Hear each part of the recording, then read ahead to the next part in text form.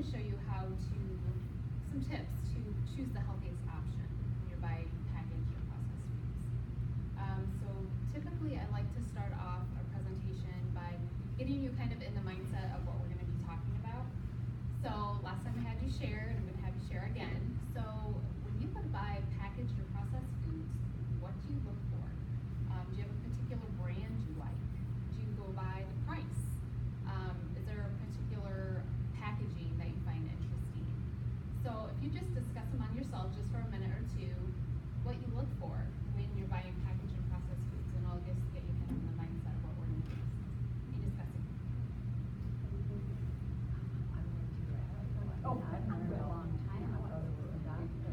Right, I've gotten a little more aware of it. There's packaged more attractive, that's more attractive, or the more fine to stay away from, because that's drawing your attention rather than what's in it. But I learned to see if there's too many ingredients, it's something like, long before I even started, I'm so glad you did this, that if there was something on there I didn't understand it. It's not working. It's not working. Just until I have to, and I look, because I look for the labels now that have the highest potassium and protein, because I've got, so I look for those. Would anybody like to share what they look for when they're purchasing packaged or processed foods? I look for price. The price? Okay. Okay. Yeah, and that's a big factor when we're buying groceries for a lot of us. So typically I like to give some background on myself too, and I know there's several of you here that were here 2 weeks ago, so I'll make it a little more condensed version of kind of why I ended up as a health coach. When I was in high school, I did a lot of things to make my body look a particular way that weren't healthy for me. I did a lot of fad dieting and calorie restriction and excessive exercise, and I relied a lot on packaged and processed foods in that process because I was looking at low fat, no fat, and that's what I was most concerned about. So at that point, I didn't realize in the packaged and processed foods that there are a lot of chemicals and sugars in those, and those caused me to have. I was never satisfied with what I ate. I really worked on sheer willpower to avoid binging because I wasn't giving my body the nutrients that it needed. I carried the packaged processed foods into the beginning of my marriage, having children. My son had some growth rate issues when he was young. I tried again turning to packaged foods, but looking at high calories this time to try to get him to gain weight. Did not work. So when I met a really great friend in Mom's group, she helped me really see the nutrition side, and so that's when I really began my passion for nutrition and for health, and it's led me to this point. I made a lot of changes in my family, getting rid of the processed and packaged foods as much as possible, and if we were using them, upgrading them using some of the tips that I'm going to give you today. And so from there, being a health coach and being passionate about health, it's just really exciting for me, and I love being able to do these presentations so I can help other people on their journey. So we'll go ahead and get started on decoding nutrition labels. So you are in the right place if you're wondering what part of the package is most important to look at. What should I focus on? If you don't want to spend hours at the grocery store looking for a product that fits all the right numbers, does it have the right amount of protein, right amount of sugar, right amount of fiber? I mean, you can take hours if you really look at it that thoroughly. If you want somebody to just tell you, what do you look for, what do you avoid? And if you want to upgrade your health, because that's what this is for me. When you're looking at packaged and processed foods, we've come to the point where we realize that whole foods, foods from nature are usually the best option, but we're not going to completely avoid convenience foods. So a little upgrade is always a good thing. So I am going to show you how to read nutrition labels so you can have a healthier option without completely giving up convenience, because in this day and age, we need convenience. We're busy. So we're going to look at that upgrade, and it'll help you. It'll help your mood, your body, your health when you have that upgrade. The higher nutrition, the better. And some of this will be a little overwhelming because I'm going to share a lot of information you, I'm going to give you information to take home.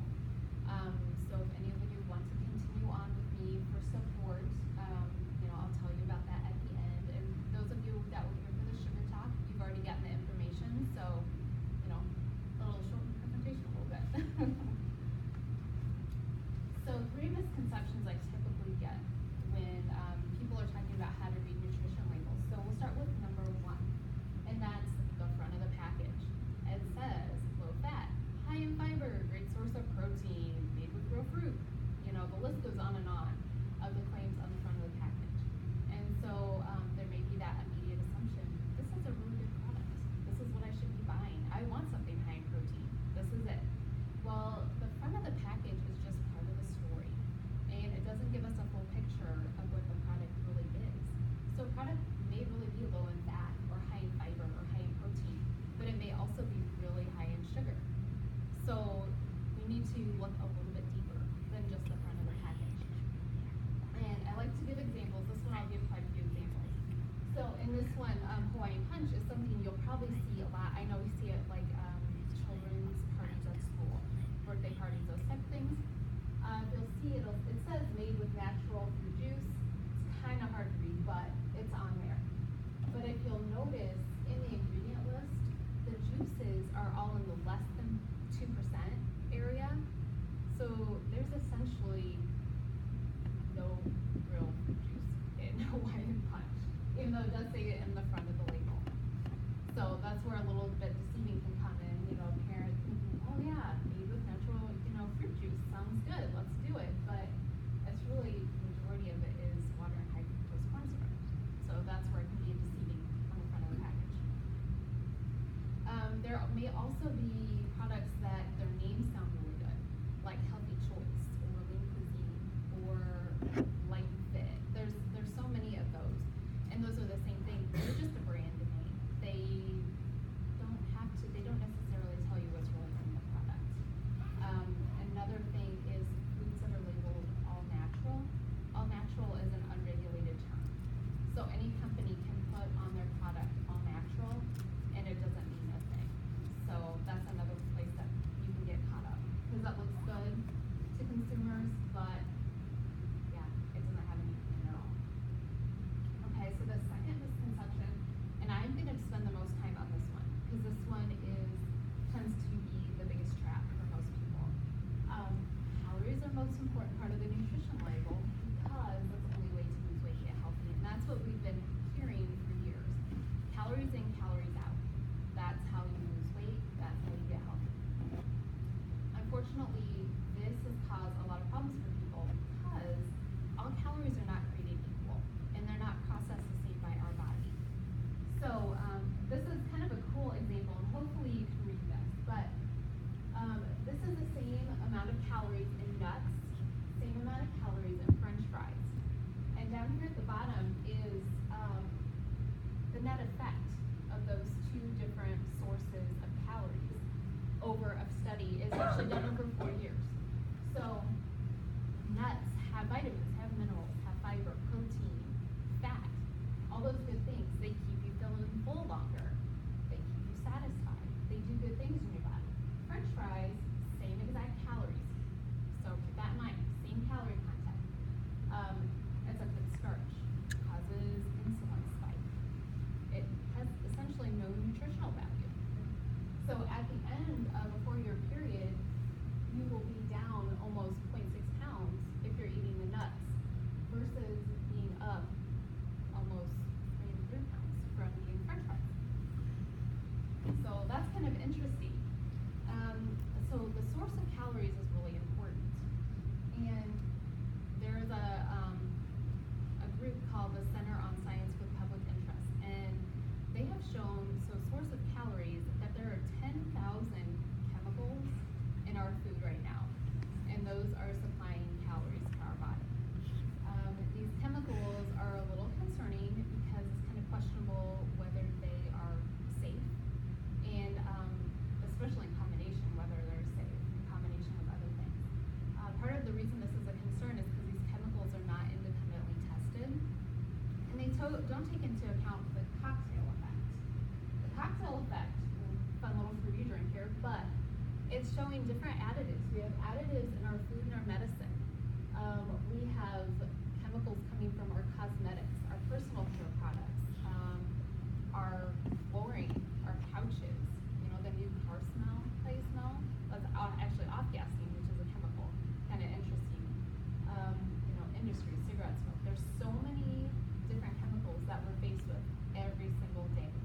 So the chemicals that are in our food have not been tested in conjunction with these other ones that are we're experiencing in our body all the time. So that's kind of a bit of a concern. Now, if we go back to really thinking about the chemicals in our foods, additives and preservatives, they have absolutely no nutritional value whatsoever. They're fillers, they're different things to make foods look better, make consumers more interested in buying them. So the concern with that is we're getting calories from these chemicals, but we're not getting the nutrients. So you can actually be overweight and malnutrition at the same time. So it's kind of a strange thing to think about.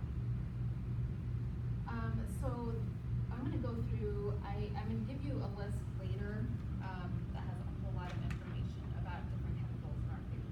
But I'm going to go through 5 of them that we see fairly frequently. What's really interesting when we start talking about these ingredients in our food is there are other countries that have actually banned ingredients that we currently have in the U.S. So this is a list of just 13 of them that are banned in other countries, but they're allowed to be in our food here. So coloring agents. I don't know if any of you remember the Wow chips. It was like the olestrazoline that was like the fat that wasn't supposed to absorb in your system that caused like digestive upset. That was something I tried. BHA, BHT, very common preservative in cereals. This wacky name, azodicarbonamide, dough conditioner, arsenic, synthetic hormones, potassium bromate, another type of like dough emulsifier, and then brominated vegetable oil. That one's really interesting because that is in a lot of sports drinks and different things like that, and that's actually used as a flame retardant. Fun fact for you. So one thing I want to focus on right now is the colorants and dyes, and these are meant to make you something healthier than you really are, because you know, we think of colorful fruits and vegetables, that's health, right? So a lot of companies use that. It's enticing. It's meant to entice customers to be interested in buying that product. I even invite you to look at if you do any type of like processed meats. They will put colorings in the meat to make the meat look more fresh as well. So just interesting to look at. So another example I want to show you right now, it's very small, but this is actually on Gatorade's website, and there's a specific question that was asked, why do you use artificial flavoring? And their answer was that they use the artificial colors to reinforce the flavor perception. So it's again very much about, so with this orange Gatorade, they use the orange food coloring, so people are like, oh yeah, it's orange flavored. So it's very much a draw to get customers to buy a certain product. So in Europe, so we're talking about countries that have banned some of these products. In Europe, any product that has artificial color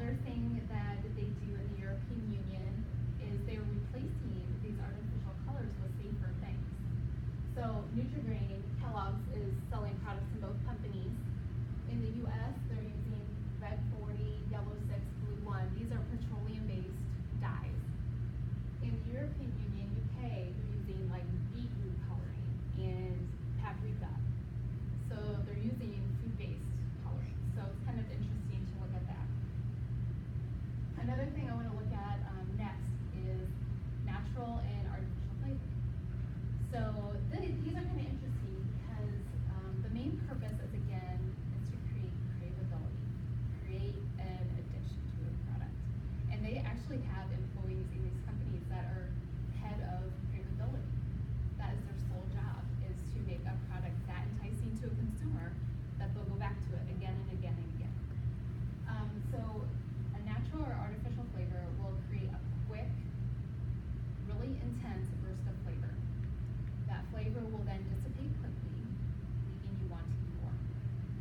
So that's how they create the craveability, and typically leads to overeating, weight gain, that type of stuff. So when you open, like me, something I would have been guilty of would be like Doritos or Cheetos. How easy is it to go through a bag of those, and that would be why. You get that intense flavor, and then you keep wanting more. Okay, so a little bit more detail on natural flavors. Natural flavors are actually, they have a base in plants and animals. So they start out, yes, from something in nature, something you can use. But chemical solvents, through the processing, they end up not so natural at the end of the whole process. Artificial flavors, those come from things that aren't ever edible to start with. Again, petroleum is a huge base for a lot of artificial flavors. So when you read artificial flavoring on a label, it contains anywhere from 50 to 100 different ingredients in just one artificial flavor. So this example up here, artificial butter flavor, is actually 100 plus ingredients, all man-made. So it's fascinating to think about and a little bit scary, because they don't have to disclose to you what is in that. And that can cause a lot of problems, especially for people who have any kind of allergies, sensitivities to different things. You may not know what you're reacting to. So mystery ingredient. What are you really eating? Okay, so the next one I want to go over is trans fats. And you may have heard of trans fats. A really good thing, the FDA is going to ban them by 2018. Trans fats actually were meant to replace butter, real butter. So we went through the phase where saturated fat was bad, cholesterol was bad. So they turned to like the vegetable oils, and that became our replacement. And so the FDA is now saying, yes, that trans fats are having a large, they're contributing largely to obesity and heart disease, and some really, other types of chronic illnesses and diseases that are, it's bad enough, which is amazing that the FDA is going to ban it. But it isn't until 2018. So the reason I wanted to talk to you about trans fats is you will still find it in foods. And one interesting thing about the way nutrition labels are, if trans fats for one serving is less than 0.5 grams, they do not have to show it as in this area right up here, but it will be down in the ingredient list. So you may have to be a little bit more mindful of the ingredient list if you're trying to avoid trans fats, which I highly recommend. I got two more I'd like to go through. High fructose corn syrup. And that one probably most of you guys have heard of and know it's in a lot of stuff. So I'm going to read this, so I apologize for looking down because I don't want to screw it up.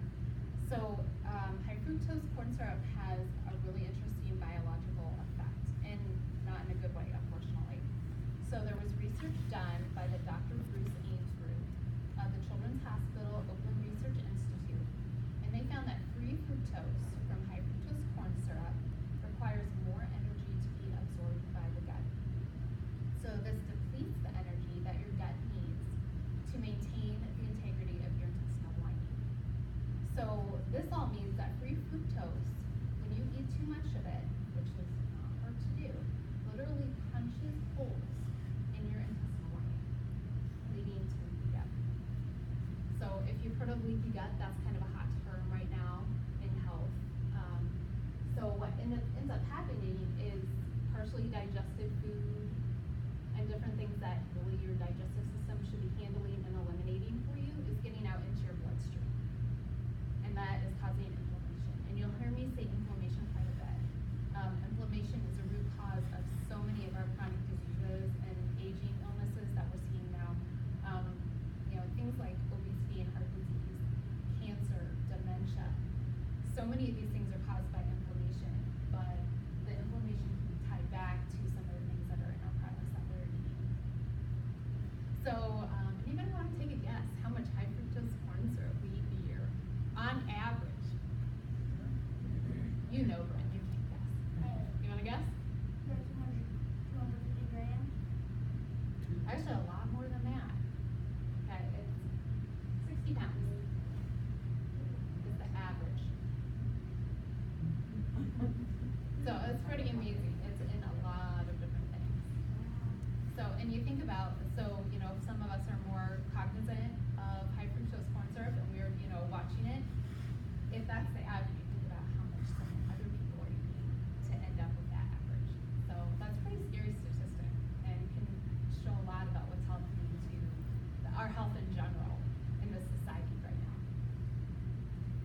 So the last one I want to cover is artificial sweeteners. And artificial sweeteners can seem like a really good substitute for sugar. But what's interesting is artificial sweeteners can be up to 1,000 times sweeter than sugar. So it tricks our brain, tricks our taste buds, causes cravings, causes our metabolism to do really funky things, and it also still revs up our insulin, which we wouldn't think about. And a lot of times it's touted as not having an insulin effect, but there are several of them that do, and have even a worse spike than sugar. So you usually, with the cravings, usually end up craving sugar and carbs, and it's kind of similar to what we talked about a couple weeks ago. The artificial sweetener is in that same brackety area on our yin-yang chart, so cravings the same way.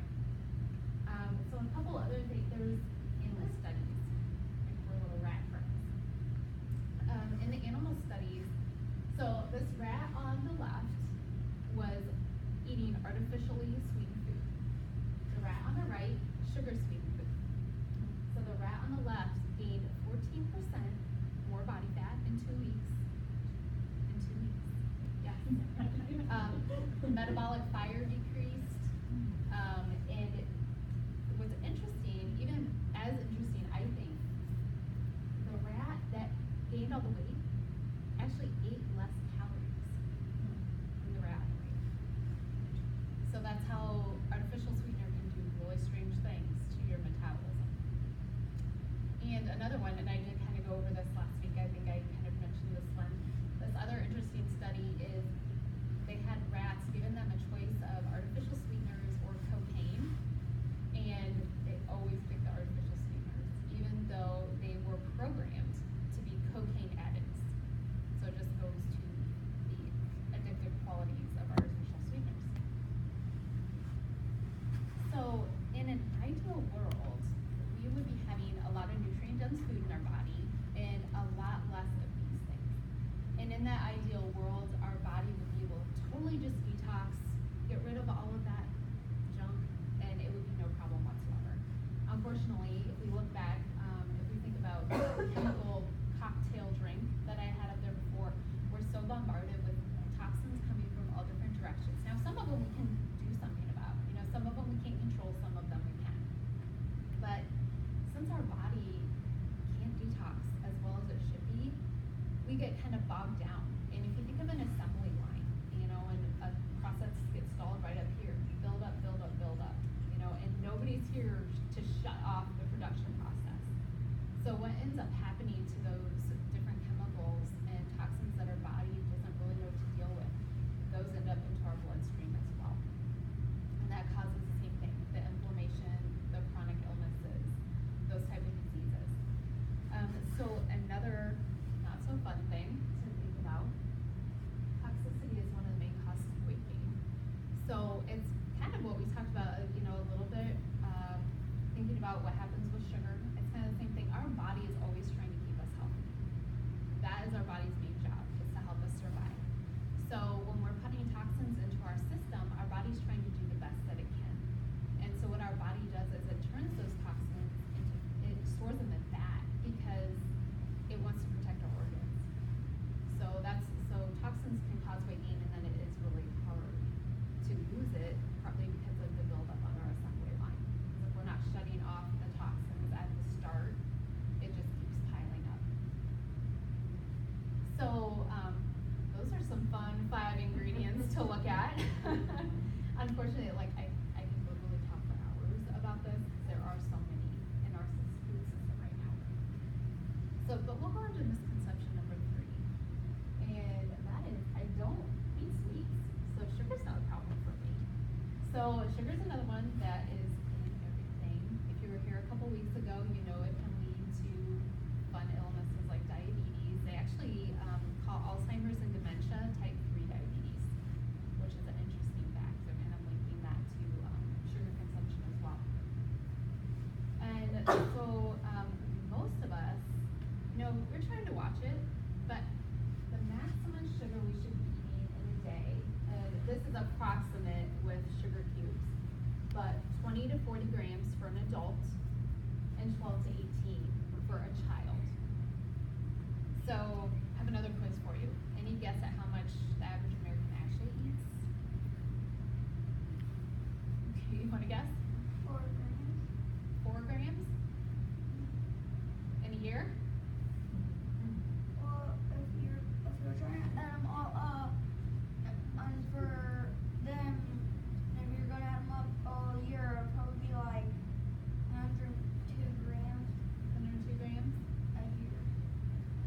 almost close to how much per day.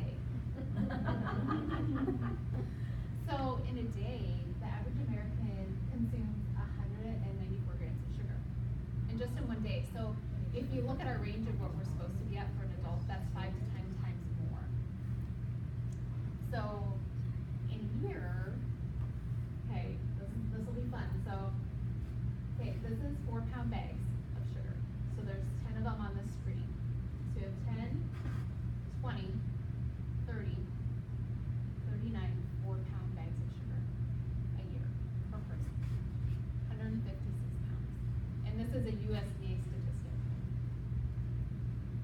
It's amazing to think about. And again, the same thing. If we ourselves are looking, kind of watching our sugar intake, it's really scary to think about the people who aren't paying attention to their sugar intake, how much they're really consuming in a year. So it's kind of insane. Okay, so I've given you a lot to think about misconception-wise, so we're going to go through some tips on how you can find packaged foods that are healthier and hopefully avoid some of this craziness. So, tip number 1, don't be swayed by the health claims on the front of the package. You know, if you can, just ignore them altogether. Because it's purely advertising and it doesn't give you all the information you need. Tip number 2, the ingredient list first. The ingredient list is by far the most important thing when you're looking at a nutrition label. And as a general rule, the shorter is usually better. In almost all cases, a shorter list is better. Now, I want to read this quote. To me, really kind of solidifies everything that I feel is right about looking at the ingredient list first. So, a registered dietitian, this is a quote directly from him. The ingredient list matters most because you can technically create a food product that hits all the right numbers using highly processed, minimally nutritious ingredients. And the point of healthy eating isn't to subsist on artificial sweeteners, corn-based fat replacers, or isolated fibers. So just like he's saying, when you look at different numbers on the nutrition label, you know, it can look good. It can look like there's a good amount of fat, a good amount of protein, you know, a good amount of fiber. But if it's not coming from more real minimally processed foods, it's not doing as good a job for our body as we would like it to. So to make number 2 a little simpler, because I gave you, and I'm going to give you even more information, but of all the ingredients that it might be good to avoid, let's simplify it. So when you look at the ingredient list, do you recognize all the ingredients and do you know what they're for?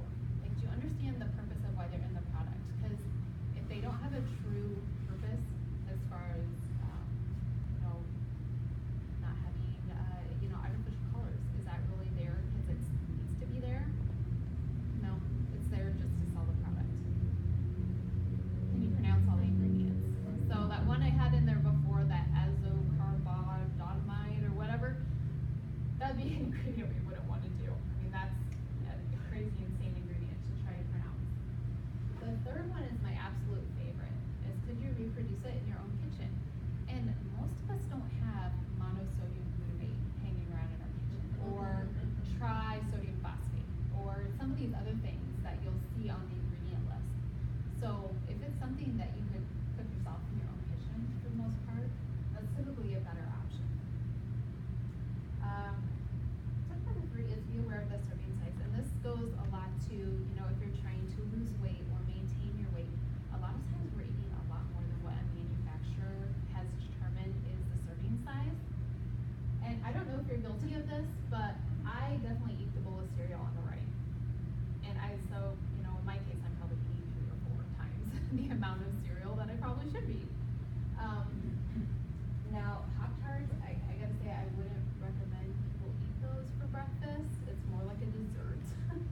But, you know, in the pastry sleeve, they have 2 pastries in a foil, and really the serving size is just 1. So the packaging can be deceiving on certain products as to serving size. And then kombucha, that's a good thing to drink. But you do still need to be aware of serving size, because there's 2 servings per container and a lot of those kind of drinks. So it's a good thing to be aware of. Number 4, look at the sugar content. As we see a lot of people eat way too much sugar. So that's always a really good thing to pay attention to.